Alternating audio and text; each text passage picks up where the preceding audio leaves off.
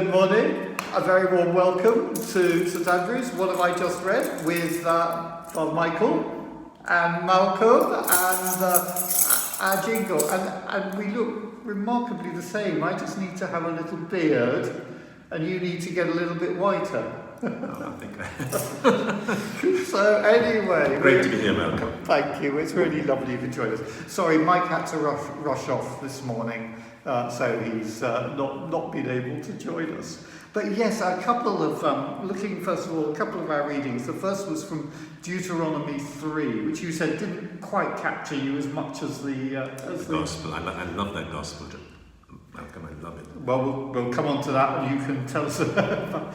But what I think has happened here is that two of the tribes, I think there's a bit that we've missed out, two of the tribes have said we want to settle, if you like, in Transjordan, across the River Jordan, away from the Promised Land. And God said, that's okay, but if you do that, your men have still got to go into the Promised Land and make sure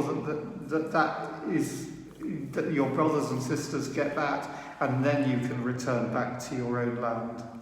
And then there's this bit about Moses' death, the death of Moses, where Moses sort of says, God has said to him, you're not going into the Promised Land. Actually, I can relate to this bit.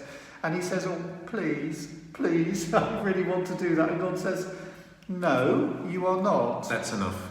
That's enough. But he doesn't say your responsibilities are finished. He says, now train up Joshua so that he's ready to do that. Sure, Malcolm, the handover generations is a big story.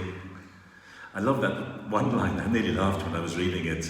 I know you've got plenty of cattle, goats, sheep and camels. Your livestock is going well, you know. Yeah. Because it was very important in those days. That was the bank account at, I don't know where, JP Morgan. Yeah. With their banking, yes. So anyway, so they do move in. But then let's move on to John 20. Yes, okay. Tell us about, so this is where Jesus appears to the disciples through the locked room on that first evening. And the day 1 week later too, and the same same time in the evening. Sure, it's wonderful. It's wonderful. I just one thing I've been relating to a lot is we have to get a bit nearer to the writer of the gospel. We have to make some kind of guesses about him. There's a great author, I think his name's Sanders, an Anglican biblical scholar. Oh yes, yeah, yes. He's got some really good things on John's gospel, and that's a bit of advice to you. Word advice. I found it great.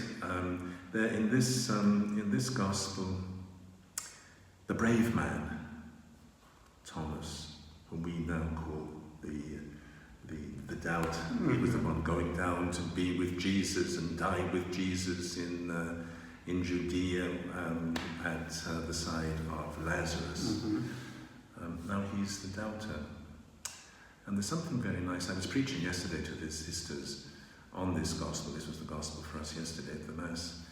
And I said, look at that man. He has that frankness about him. He has that openness to trust in Jesus, even though he's made a complete, foolish, unloyal fool of himself.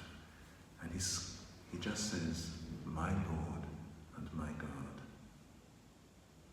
And the confidence of that man is just something touching. It's interesting, isn't it? We do talk about him being doubting Thomas, and yet there is that incredible statement, my Lord and my God.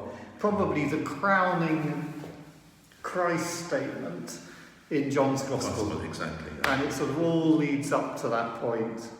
And as I think we mentioned before, there's a lot here about seeing and not believing, seeing and believing, and that also that great promise of Jesus at the end, blessed are those who have believed without seeing. Why? Because we've believed the words of those who have seen. That's the reason Thomas is rebuked by Jesus. He didn't believe the words of those who had seen. Those apostles themselves wouldn't listen to the women. Exactly, and they themselves, and there is that in John's Gospel, they've got that echo that the women see. They say, we've seen the Lord. The disciples say, you haven't. And then Jesus says, they've seen it. they say to Thomas, we've seen the Lord. He says, I'm not going to believe. And then Jesus comes, and then we get that statement, blessed are you who believe, even though you have not yet, even though you've not seen.